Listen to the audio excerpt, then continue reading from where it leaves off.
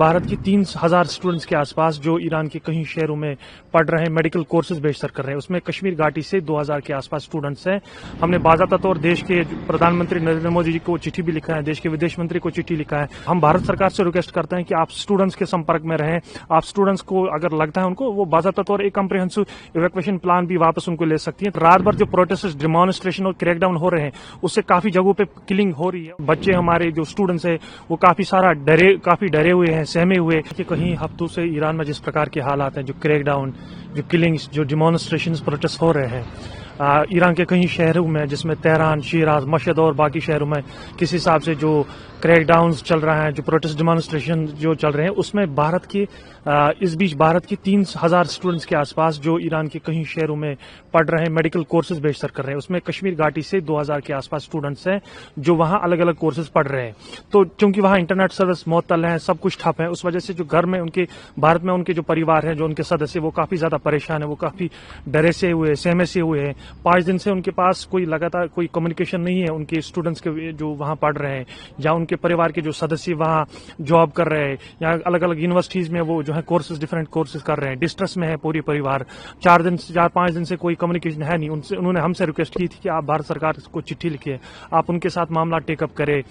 उनकी सुरक्षा के हवाले से, उनकी सेफ्टी के हवाले से, उनकी जो है वेलफेयर के हवाले से। हमने बाज़ाब्ता तौर देश के प्रधानमंत्री नरेंद्र मोदी जी को चिट्ठी भी लिखा है, देश के विदेश मंत्री को चिट्ठी लिखा है, जिसमें हमने उनसे रिक्वेस्ट की कि भारत के जो स्टूडेंट्स हैं, खुसूसन कश्मीर घाटी के जो 2000 स्टूडेंट्स हैं, उनकी सुरक्षा को यकीनी बनाया जाए, उनकी सेफ्टी को जो है प्रायोरिटाइज बनाया जाए। हालांकि हमेशा जब भी जो ग्लोबल सतह पे जो अनप्रेसिडेंटेड टाइम्स होते हैं, चाहे वो बात ईरान की हो, इसराइल की हो, यूक्रेन की, या बाकी बांग्लादेश में जिस प्रकार से हमने गुज़श्ता सालों से जो है हालात देखे हैं, भारत सरकार हमेशा पेश रहती है उनकी सेफ्टी के हवाले से, उनकी सुरक्षा के हवाले से। मुझे लगता है कि आज भी जो भारत सरकार की जो मॉरल और कॉन्स्टिट्यूशनल ओब्लिगेशंस है, उनको हम एक बार फिर रिक्वेस्ट करते हैं कि जो हमारे बच्चे वहां अलग अलग रियासतों में पढ़ रहे हैं, अलग अलग शहरों में पढ़ रहे हैं, क्योंकि परिवार भी परेशान है, परिवार भी एंक्शियस है, फ्राइटनड है, डिस्ट्रेस में है। एक तो उनकी सुरक्षा को यकीनी बनाया जाए, दूसरा अगर भारत सरकार को लगता है कि सिचुएशन ज्यादा बद से बदतर हो रही है, सिचुएशन ज्यादा डिटोरेट हो रही है, भारत सरकार काउंटर पार्ट सरकार से जो है मामला टेकअप करा सकती है। हम भारत सरकार से रिक्वेस्ट करते हैं कि आप स्टूडेंट्स के संपर्क में रहें।